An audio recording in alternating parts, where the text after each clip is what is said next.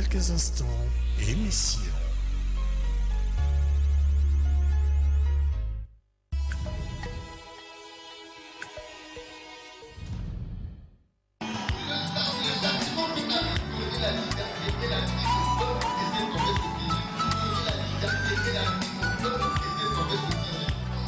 Ma Bible me dit que la parole est une épée. Quand elle pénètre, elle partage l'âme et l'esprit. Attriste l'homme et produit la repentance. Et comme une épée, elle fait aussi couler le sang. C'est la vraie circoncision. L'ancienne vie est passée. Et l'homme devient une nouvelle. Fidèles téléspectateurs de TPT+, nous nous invitons chez vous pour vous présenter cette émission « Que la lumière soit ».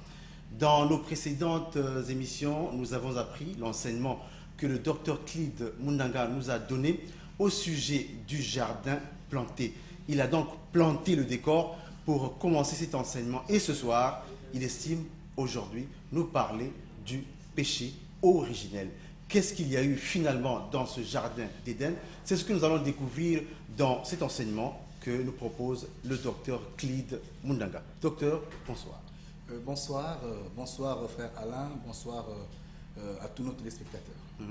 Nous nous retrouvons donc pour continuer cette émission, Que la lumière soit, et nous voulons comprendre finalement, d'après ces enseignements que vous voulez nous présenter ce soir, qu'est-ce qu'il y a eu dans le jardin d'Éden au sujet du péché originel. Ok, nous sommes là pour traiter une question qui est scripturelle. La question du jardin d'Éden n'est pas une question inventée par les hommes, mais bel et bien un sujet que le Seigneur lui-même a traité et a relevé. Et comme il nous est strictement interdit de communiquer nos pensées à la place de la parole, on va donc consulter les textes pour voir ce que la Bible en dit. Lisons le livre de Genèse chapitre 2, chapitre 3 je vais dire. Genèse chapitre 3, on va prendre la partie du verset 1er. Nous lisons la parole de Dieu. Amen. Dans le livre de Genèse, chapitre 3, à partir du verset 1er. Le serpent était le plus rusé de tous les animaux des champs que l'Éternel Dieu avait fait. Il dit à la femme, Dieu a-t-il réellement dit, vous ne mangerez pas de tous les arbres du jardin? La femme répondit au serpent, nous mangeons du fruit des arbres du jardin. Mais quant au fruit de l'arbre qui est au milieu du jardin, Dieu a dit, vous ne mangerez point et vous n'y toucherez point, de peur que vous ne mouriez. Alors le serpent dit à la femme, vous ne mourrez point, mais Dieu sait que le jour où vous en mangerez, vos yeux s'ouvriront et que vous serez comme des dieux, connaissant le bien et le mal. La femme vit que l'arbre était bon à manger et agréable à la vue, Voilà. et qu'il était précieux pour ouvrir l'intelligence. Très important. Et elle prit de son fruit et en mangea. Elle en donna aussi à son mari qui était auprès d'elle et il en mangea. Fidèles téléspectateurs, comme vous avez lu et constaté comme moi dans les textes, la Bible est tellement claire.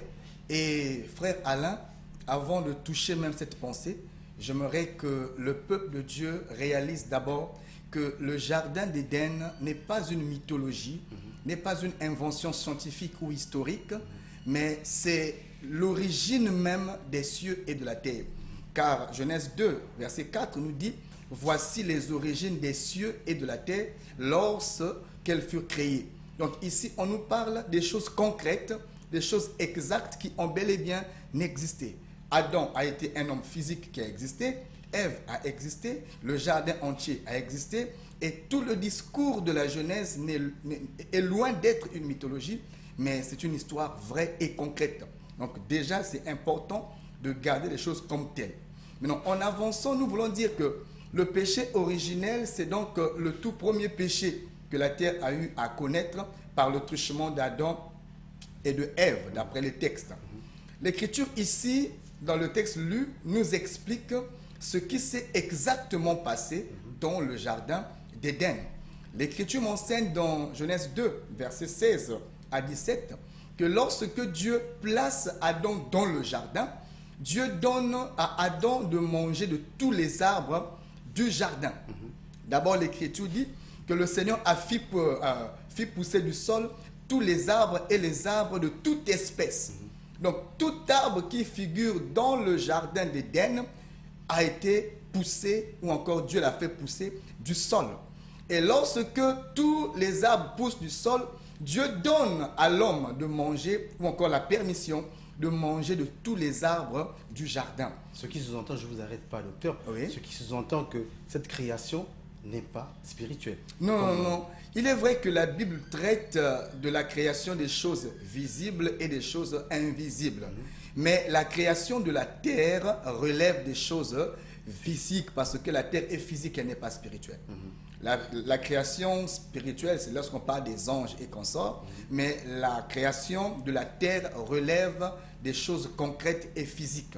Et ici, frère Alain, Dieu donne à l'homme de manger de tous les arbres du jardin, mais il donne une loi. Il fait une interdiction à l'homme, celle de manger de l'arbre de la connaissance du bien et du mal. Parce qu'il y avait des arbres dont l'homme devrait manger le fruit, mais il y avait deux arbres dont Dieu avait effectivement donné l'interdiction. Je veux dire, un arbre. C'était l'arbre de la connaissance du bien et du mal. Parce que le seul arbre que le Seigneur interdit à l'homme de manger, c'était l'arbre de la connaissance du bien et du mal.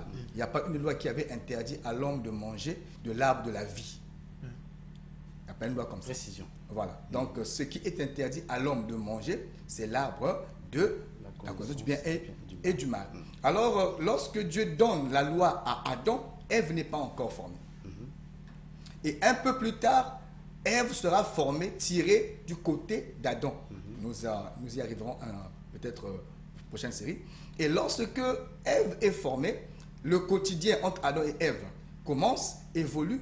Alors, de tous les animaux que Dieu avait eu à créer dans le jardin, il y avait un animal qui était réputé de par sa ruse.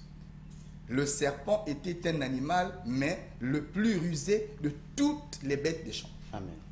Alors, dans sa ruse, le serpent s'approchera donc de la femme. Il viendra dans l'intention de séduire Ève. Adam, je veux dire le serpent, connaissait bien ce que la loi disait. Le serpent connaissait bien ce que Dieu avait dit à Adam au sujet de l'arbre, du bien et du mal.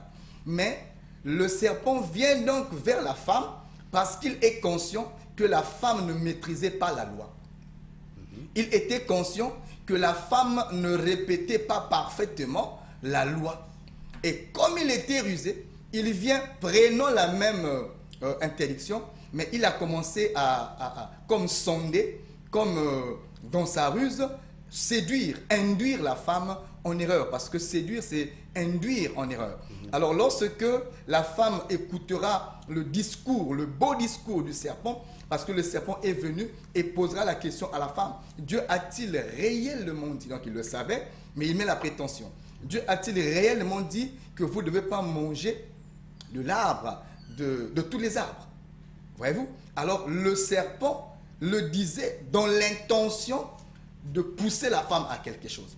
Alors la femme faible de son état, parce que l'apôtre Pierre nous dit que la femme est un être de sexe faible. C'est d'abord la parole qui dit ça, ce n'est pas le docteur Click le dit. Alors le serpent est passé par la partie faible. Et lorsqu'il vient, la femme aussi qui écoute le beau discours se laisse entraîner et se laisse séduire. Pourquoi? Parce que le serpent dit à la femme, Dieu a-t-il réellement dit? La femme déjà dévie la réponse. Elle dit non, Dieu nous a interdit de manger de l'arbre qui est au milieu du jardin. D'abord, c'est une présentation qui n'est pas conforme à ce que Dieu avait dit. Elle ajoute pour dire que Dieu nous a interdit de manger ni de toucher. Alors que Dieu n'a jamais interdit le toucher. Ce qui est interdit, c'est manger. Parce que quelqu'un peut toucher sans manger, il ne pêche pas. Dieu a interdit qu'on puisse manger et non qu'on puisse toucher. Alors, toutes ces déviations de la parole, parce que l'esprit de l'apostasie n'est qu'une petite déviation. lorsque une écriture déjà sort de son contexte, une écriture est déjà déviée, Dieu est parti. L'ennemi est déjà entré. Et dans cette faille-là, le serpent dit non, Dieu sait que le jour où vous allez en manger, vos yeux s'ouvriront. Vous serez comme des dieux au sujet de la connaissance. Voyez-vous? Alors, cette parole a séduit la femme. Et la femme, séduite par les propos d'Adam, je veux dire du serpent, animée de la convoitise maintenant, elle va donc prendre de l'arbre que Dieu avait interdit. Elle va manger et elle va en donner à son mari qui était à côté d'elle. C'est de là où on parlait d'acte sexuel. Déjà, quand on lit les textes, ici, on a nullement fait mention d'un acte sexuel. D'abord, il faut respecter les textes. Frère Alain, quand vous lisez Daniel chapitre 2, je veux une parenthèse rapidement, il y a un roi appelé Nebuchadnezzar qui avait eu à faire un songe. Et dans le songe du roi, le roi a vu des choses terribles dans sa couche. Lorsqu'il se réveille, le roi oublie le songe. Il fait appel à tous les sages, les magiciens, les satrapes, les hommes vraiment des savants et des mages, pour leur demander de lui rappeler le songe et lui en communiquer l'explication, faute de quoi tous les sages devraient mourir. Alors, tous les sages confondus, personne n'a été capable de répéter le songe du roi. Alors le roi dit, s'il n'y a pas le songe et son explication, tous les magiciens, tous les sages du pays, donc du royaume de la Babylone, doivent donc périr et mourir. Pourquoi le roi le dit? Ce que le roi est en train de dire est un mouvement prophétique qui explique des choses à venir. Et le roi dit, s'il n'y a pas l'explication, s'il n'y a pas le songe et son explication, c'est la mort qui est donnée. Voilà pourquoi nous disons, dans tout endroit où on ne retrouve pas le songe et son explication, c'est la mort qui est donnée.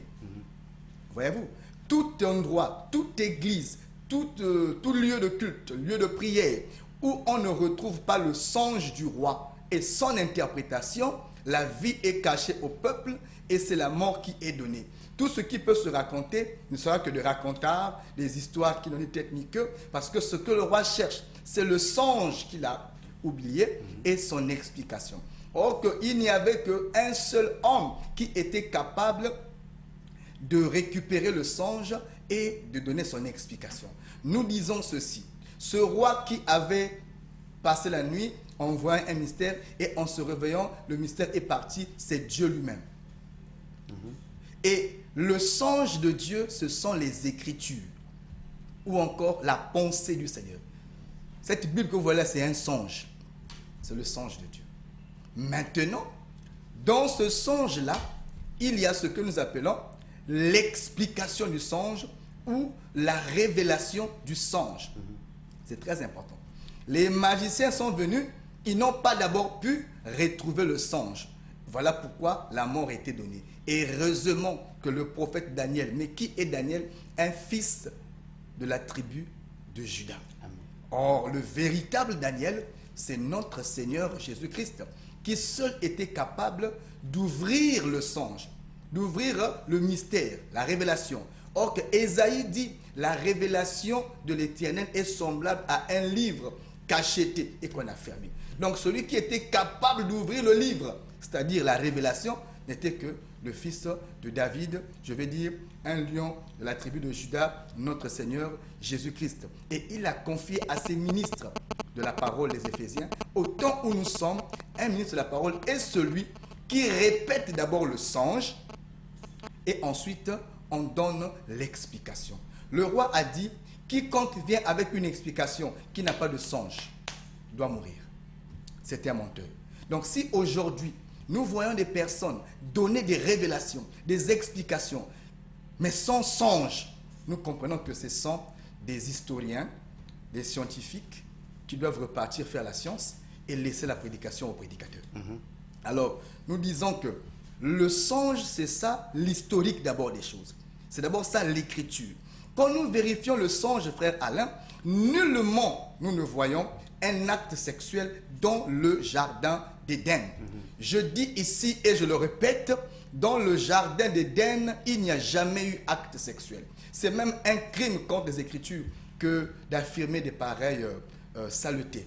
Dans les Écritures, jamais il n'y a eu mention d'un acte sexuel dans le jardin d'Éden. Et le péché originel n'a jamais été un acte sexuel. Car dans le jardin d'Éden, Adam et Ève n'ont jamais eu des rapports sexuels, d'après les textes d'abord. Donc si le songe n'est pas juste, même son explication ne le peut être. Voyez-vous, si déjà on ne respecte pas les textes, alors même l'explication ou la révélation ne serait qu'une invention. Frère Alain, comment dire qu'il y a eu acte sexuel dans le jardin d'Éden? Alors qui ont fait ces actes sexuels? Le diable avec Ève. Le diable comment? Le serpent, le fameux serpent. Le serpent a fait quoi? Parce qu'on dit, comme dans cette confession, on nous dit que le serpent ayant eu des rapports sexuels avec Ève, ils ont eu des enfants, Abel et Caïn. Vous voyez, frère Alain, quiconque prêche comme ça doit chercher Dieu parce l'enfer n'est pas loin de lui. Nous disons ceci. Dans le jardin d'Éden, le serpent n'a jamais touché à l'arbre de la connaissance du bien et du mal. Tout ce que le serpent a eu à faire, c'était d'inciter la femme de toucher à l'arbre. Lui-même, le serpent, n'en touche pas. S'il ne touche pas, il va en manger comment? Voyez-vous, le serpent n'a jamais touché à l'arbre. Lisons les textes, frères. Le serpent a simplement incité. Ici, le mot séduire veut dire inciter à l'erreur. Séduire ne veut pas dire acte sexuel. Séduire veut dire inciter ou encore tromper. Voyez-vous? Donc le serpent n'a fait que tromper et inciter la femme au mal. Mais lui-même n'a pas touché à l'arbre. Quand nous vérifions les textes, la Bible m'enseigne que le serpent, après avoir parlé à la femme, est parti. La femme est restée seule devant sa conscience. Mais comme la convoitise avait commencé à l'animer, l'Écriture m'enseigne que la femme vit que l'arbre était bon à manger et délicieux pour ouvrir l'intelligence. La femme prit de son fruit, on mangea et on donna à son mari.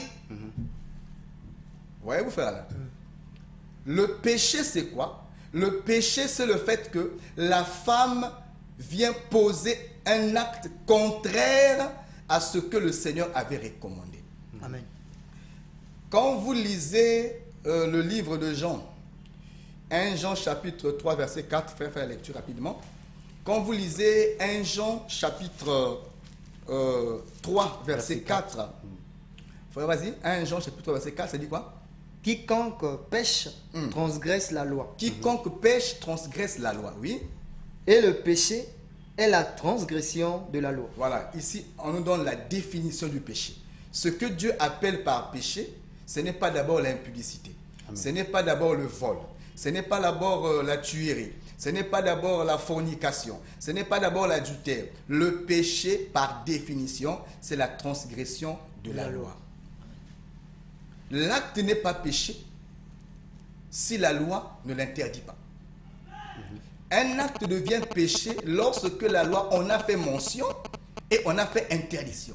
Si la loi n'interdit pas un fait, le faire ne sera jamais un péché. Si au Congo, le pays où nous sommes, il est permis, par exemple, hein, c'est juste un exemple, si on ne permet pas, comme notre pays, il est permis, quelque part, on permet à une femme d'avoir 2 hommes. Hein, la polyandrie existe. Maintenant, chez nous, ce n'est pas scripturel dans nos textes constitutionnels. Alors, si l'acte ne fait pas mention dans les textes, ça ne peut pas être une faute. Voyez-vous? Parce que la loi n'en fait pas mention. On frappe lorsque la loi fait mention d'un acte violé. Mais s'il n'y a pas violation de la loi, il n'y a pas condamnation. Voyez-vous?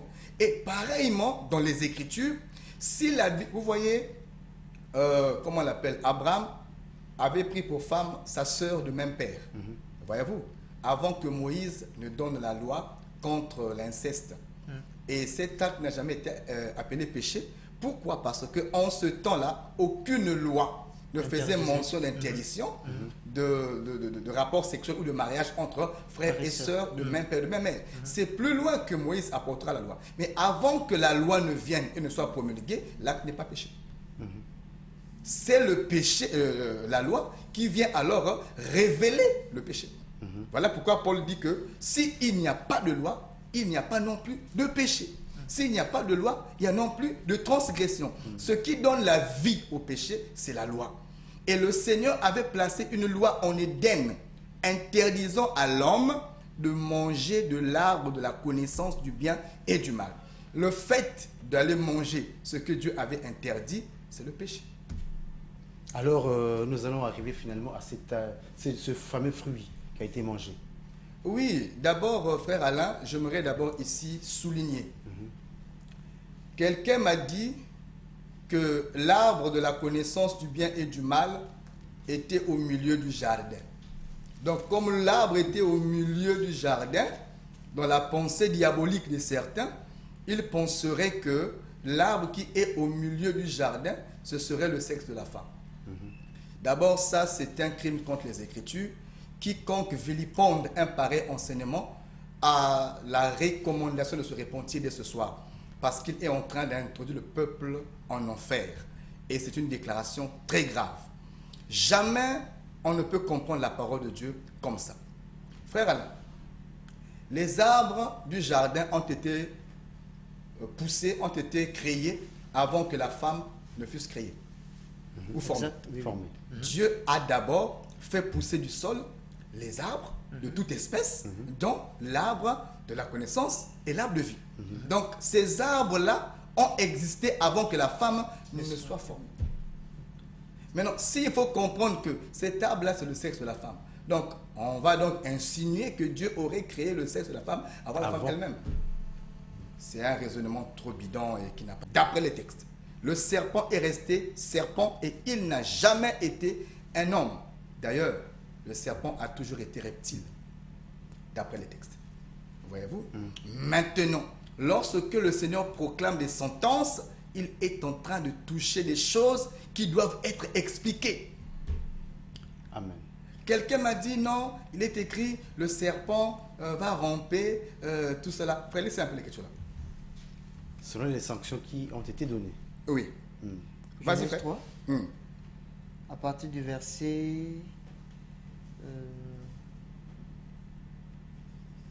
Allons-y. Les sentences à partir du verset 17. 17, oui, 17. Il dit à l'homme, puisque tu as écouté la voix de ta femme et que tu as mangé de l'arbre au sujet duquel je t'avais donné cet ordre, tu n'en mangeras point, le sol sera maudit à cause de toi. Le Seigneur revient sur le commandement qui était l'arbre, très important. Continuons. C'est à force de peine que tu en tireras ta nourriture tous les jours de ta vie. Il te produira des épines et des rances. Tu mangeras de l'herbe des champs. C'est à la sueur de ton visage que tu mangeras du pain. Non, là on parle de l'homme. Nous voulons parler de la sentence du serpent. Du serpent. Oh oui. Qui devait ramper après. Oh oui. Nous remontons un peu plus haut. Verset 14. Oui. L'Éternel Dieu dit au serpent, puisque tu as fait cela, Puisque tu as fait cela, tu seras maudit entre tout le bétail et entre tous les animaux des champs. Tu marcheras sur ton ventre et tu mangeras de la poussière tous les jours de ta vie. frère Alain. Marchera sur ton ventre, docteur. Oh oui. Ce qui sous-entend qu'il marchait d'abord debout. Non, Il avait on des ne pieds. comprend pas Dieu comme ça. On ne comprend pas Dieu comme ça. Ici, le Seigneur est en train de déclarer des sentences. Il est en train de maudire. Dans la Bible, quand Dieu maudit, c'est une prophétie. Tu vas comprendre ceci. Dieu n'a pas seulement dit que le serpent va commencer à marcher sur le ventre, mais il a aussi dit que le serpent doit se nourrir du sable, de la poussière. De la poussière. Citez-moi un serpent qui se nourrit de la poussière sur la terre.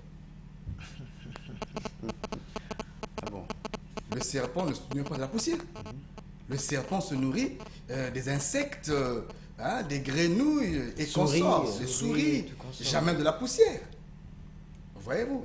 Donc, s'il faut comprendre ce verset de façon littérale, nous dirons que, vu que le serpent ne mange pas le serpent, la poussière, Dieu aurait menti. Dieu aurait menti. Or qu'il est impossible que Dieu mente. Amen. Alors, il faut comprendre ce texte autrement. Lorsque le Seigneur est en train de me dire, on viendra pour expliquer les sentences. Que le peuple ne soit pas pressé, nous reviendrons ici pour expliquer les sentences. Le pourquoi des sentences. Pourquoi le serpent doit ramper. Ça veut dire quoi? C'est-à-dire marcher par le ventre. Très important. Marcher, mais par le ventre. On n'a pas dit ramper. Marcher par le ventre. Très important. Nous reviendrons pour expliquer pourquoi marcher par le ventre et pourquoi le serpent doit se nourrir de la poussière de la terre. Ce n'est pas des choses à comprendre de façon littérale, c'est la pensée de Dieu. Je reviens pour dire, il est écrit dans Matthieu 11, verset 13, que la loi a prophétisé depuis, la loi et les prophètes ont prophétisé depuis Moïse jusqu'à Jean le Baptiste. Or, lorsqu'on dit que la loi a prophétisé depuis Moïse, Moïse c'est quoi? Moïse c'est le Pentateuque. Je ne raisonne pas. Jésus a dit, il est écrit dans Moïse. Or, dans la Bible, il n'y a pas un livre appelé Moïse. Mais quand on parle de Moïse, on fait allusion aux 5 premiers livres appelés Pentateuque. Donc, depuis la Genèse jusqu'à Jean-Baptiste, c'est la loi. Ok? C'est la loi. La loi prend essence depuis le jardin d'Éden, mais la loi est promulguée en Horeb. C'est ça la nuance. Ok? Parce que quand Dieu dit, tu ne mangeras pas, c'est la loi. Déjà. C'est la loi. Et la loi ne vient pas de Moïse, la loi vient de Dieu, mais confiée à Moïse. Voyez-vous? Donc nous disons que depuis Genèse jusqu'à Jean-Baptiste, la loi a été prophète. Or que le prophète, on ne le prend pas au mot.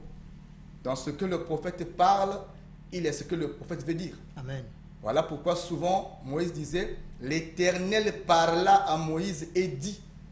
Il y a le parler et le dire. Voyez-vous? L'Éternel parle et dit. Donc, tous les prophètes ont répété le parler de Dieu, mais il faut maintenant que le ministère vienne expliquer le dire. Dans le parler, ce que Dieu a voulu dire. Et donc, nous reviendrons pour expliquer et donner plus d'éléments en ce qui concerne les sentences qui ont été déclarées en Éden. Et nous reviendrons aussi, frère Alain, pour préciser alors le sens prophétique de ce qui s'est passé en Éden. D'abord, la scène, il faut la respecter comme ça. Il faut d'abord respecter les textes. Donc, ce que j'ai donné là, c'est le songe. Maintenant, je viendrai donner l'explication de ce songe. Si quelqu'un est en train de voir un acte sexuel, je le répète, dans le jardin, soit il est sorcier ou il a un problème spirituel. La Bible n'a jamais dit ça.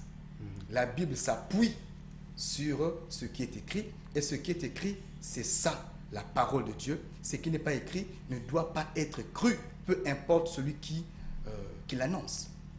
Donc, frère Alain, je dis aussi que le serpent n'a jamais été le semblable de l'homme. Je marcherai avec les textes. Nous lisons Genèse 2, verset 18. Genèse 2, 18. L'Éternel Dieu dit, il n'est pas bon que l'homme soit seul. Oui. Je lui ferai une aide semblable à lui. Voilà. Continue. L'Éternel Dieu forma de la terre tous les animaux des champs et tous les oiseaux du ciel, et il les fit venir vers l'homme pour voir comment il les appellerait, et afin que tout être vivant portât le nom que lui donnerait l'homme. Et l'homme donna des noms à tout le bétail, aux oiseaux du ciel et à tous les animaux des champs. My God. Mais pour l'homme, il ne trouva point d'aide semblable. Donc, Adam donna ou donnait des noms à tous les animaux des champs, oiseaux du ciel, tout cela bête des champs.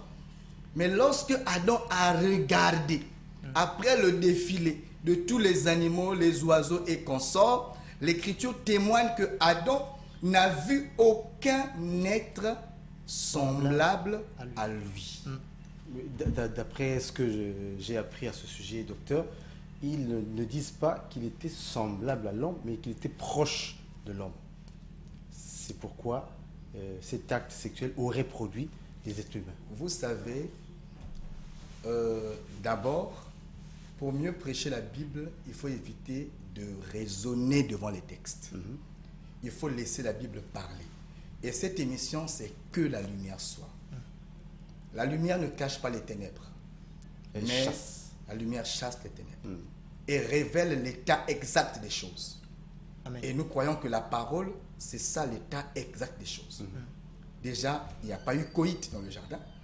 Et nous chutons pour dire que jamais le serpent n'a été proche de l'homme. Aucun texte ne le dit. Et aucun texte non plus ne soutient qu'il aurait été semblable. Le serpent est resté serpent. Voyez-vous? Beaucoup se trompent ici. Lorsqu'on parle du serpent comme un animal, ils disent, vous voyez, c'était un animal, c'était pas un reptile. C'était pas un reptile. Quelle erreur encore, frère Alain. Vous savez que lorsque l'apôtre Paul est allé à Rome en Italie, il y a eu un naufrage dans son bateau et il se retrouve dans un milieu de barbares où il a passé la nuit. Il faisait très froid, ils ont mis un tas de feu. Et pendant que le feu était en train de brûler, sous le froid, il est allé prendre un tas d'herbes pour attiser encore plus de feu. Lorsqu'il prend un tas d'herbes, il jette, l'écriture dit qu'une vipère sortit et s'attaqua à Paul. La suite, il dit, l'animal, on a appelé serpent, rampant, animal. Ce n'est pas pour la première fois. Très important. La Bible, c'est la forêt des prophètes. Amen. Quand tu veux entrer là-bas, il faut savoir où est-ce que tu entres, où est-ce que tu sors. Il ne faut pas entrer pour inventer. Dans la Bible, il faut avoir des textes et il faut vérifier dans ce que tu dis. Donc le serpent est un animal, oui, parce que Dieu a créé les animaux de toute espèce. Le serpent est un animal, mais de la race ou encore de l'espèce des reptiles. Reptile, c'est un animal. Tout est animal, mais de la classe des reptiles. Donc, vous suivez que la lumière soit, et certainement, nous reviendrons à vous. Nous produisons tous les samedis aux heures que vous suivez, et notre rediffusion se passe tous les jeudis de 14h30, donc à 15h. Frère Alain. Voilà donc, chers téléspectateurs, l'exposé, l'enseignement du docteur Clide Mundanga ce soir. Nous vous informons aussi que la même émission est produite dans Mémo Radio, fréquence 100.0, et cela, nous avons un rectificatif à faire. Désormais, c'est le mardi, le jeudi et le dimanche, de 21h40 à 22h30. La fréquence 100.0, je l'ai déjà dit tantôt. Et les cultes à l'église, le rassemblement des saints se passe tous les mercredis, les vendredis de 17h à 20h et les dimanches de 9h à 12h, avec la particularité de pouvoir poser des questions pendant le culte de vendredi 17h à 20h. Donc voilà, nous sommes donc à la fin de cette émission. Le thème que nous avons développé ce soir d'abord, ça a été donc, vous avez suivi le péché originel. Et au niveau de l'église, docteur, nous sommes en train d'expliquer pourquoi on devrait manger la Pâque avec un bâton à la main, souliers aux pieds et ceinture autour des reins. Et manger la Pâque à la hâte. Donc nous expliquons pourquoi la Pâque doit se manger à la hâte, avec un bâton à la main, souliers aux pieds et ceinture aux reins. Vraiment, c'est un sujet très, très, très intéressant. C'est ce qu'on appelle que la lumière soit. Car nous avons ce souci-là d'apporter véritablement la lumière au peuple de Dieu, rectifier tout ce qui a été dit de faux. Merci donc pour votre attention. L'église est située à la base Socoprise. Bien entendu, l'église, le Rassemblement des Saints, est située à la base Socoprise. Pour ceux-là qui peuvent s'y rendre, c'est à partir du rond-point Ilama pour se rendre vers la brasserie. Au niveau du pont, il y a un pont et un immeuble en baie vitrée plutôt. Vous prenez donc la rue qui est à votre droite et la deuxième parcelle, c'est là où se trouve le Rassemblement des Saints. Fin donc de cette émission. Bonsoir chez vous. Bonsoir.